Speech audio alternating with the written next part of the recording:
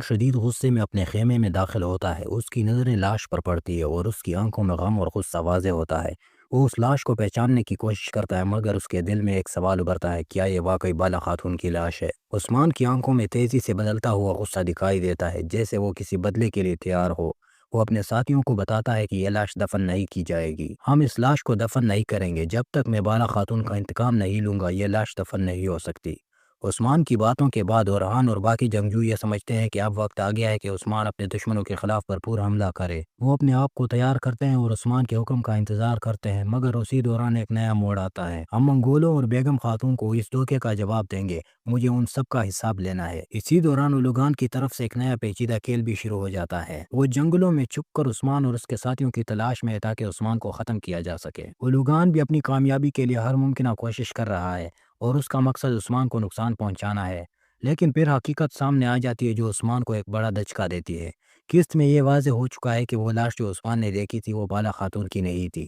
دراصل وہ لاش بیگم خاتون کی نوکرانی کی تھی، جسے بیگم خاتون نے جان بوجھ کر قربان کیا۔ صوفیہ نے اس موقع پر بالا خاتون کو بچا لیا تھا اور اس کی جگہ پر وہ بیگم خاتون کی نوکرانی کو مار کر اس کی لاش جلا دی تھی، جو عثمان کو دھوکہ دینے کے لیے کیا گیا تھا۔ اس لاش کو آگ میں جلا کر عثمان کے سامنے رکھا گیا تاکہ وہ اسے بالا خاتون کی لاش سمجھ کر دھوکہ کھا جائے۔ یہ کیا ہوا؟ یہ لاش میری بیوی کی نہیں ہو سکتی، مجھے کچھ اور دکھایا جا رہا ہے، لیکن حقیقت کچھ اور ہے۔ اسی دوران بالا خاتون حقیقت میں صوفیہ کے قبضے میں ہے اور وہ قید میں رکھی گئی ہے۔ صوفیہ نے بالا خاتون کی جان بچائی اور اس کے بدلے میں اس نے بیگم خاتون کی نوکرانی کو مار کر اس کی جگہ پر جلا دیا۔ بالا خاتون زندہ ہے، مجھے اسے دوبارہ پانے کا کوئی طریقہ نکالنا ہوگا۔ عثمان کی نظریں تیز ہو جاتی ہیں اور اس کا دل غم اور غصے سے بھرا ہوتا ہے۔ وہ جانتا ہے کہ اسے اپنی بیوی کا انتقام لینے کے لیے بیگم خاتون اور اس کے تمام اتحادیوں کو شکست دینی ہوگی۔ وہ عہد کرتا ہے کہ جب تک وہ اپنے دشمنوں سے بدلہ نہیں لیتا وہ سکون سے نہیں بیٹھے گا۔ عثمان کائی قبیلے میں منگولوں کے ساتھ مقابلے میں مصروف ہوتا ہے جب اچانک سروجہ تیز قدموں سے آتا ہے۔ اس کی سانسیں تیز چل رہی ہوتی ہیں۔ وہ عثمان کے قریب آ کر کہتا ہے، عثمان صاحب، میں نے منگولوں کے حملے کی خبر لائی ہے، آپ کو فوراً اقدام کرنا ہوگا، لیکن ایک بات اور بھی ہے، منگول بڑی فوج کے ساتھ ہماری طرف آ رہے ہیں۔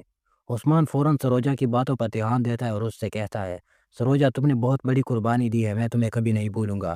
سروجہ کی نظریں عثمان کی طرف اٹھتی ہیں، لیکن اس کے پیچھے اولوگان جو کہ منگولوں کا ایک خطرناک رہنما ہے، سروجہ کا پیچھا کرتا ہے اور اچانک ایک تیز تیر سروجہ کو کندھے میں پیوست ہو جاتا ہے۔ سروجہ کے کندھے سے خون بہنے لگتا ہے اور وہ زہر کی طرح درد میں ڈوبتا ہوا عثمان کی طرف پہنچتا ہے۔ سروجہ عثمان کے سامنے گرتا ہے اور اپنی آخری الفاظ بولتا ہے، عثمان صاحب، میں نے آپ تک پیغام پہنچا دیا۔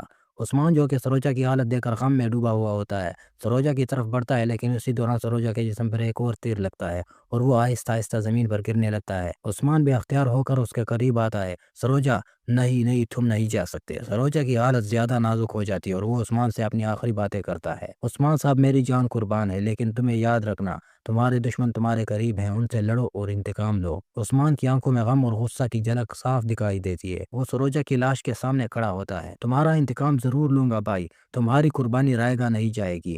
عثمان کی آنکھوں میں اس وقت ایک نئی روشنی آتی ہے۔ وہ سروجہ کی لاش کو مضبوطی سے گلے لگا کر کہتا ہے، تم نے میری جنگ میں حصہ ڈالا، تمہاری قربانی کبھی نہیں بھولوں گا۔ سروجہ کی شہادت کے بعد عثمان کی آنکھوں میں خون کی لال چمک آتی ہے۔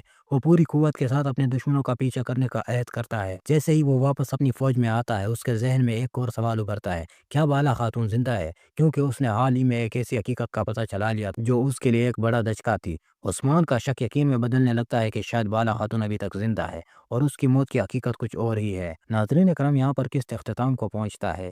ناظرین کرام، آپ کو ہماری آج کی ویڈیو کیسی لگی؟ ویڈیو اچھی لگے تو اسے لائک اور چینل کو سبسکرائب ضرور کیجیے گا تاکہ ہماری ہر آنے والی ویڈیو سب سے پہلے آپ تک پہنچتی رہے۔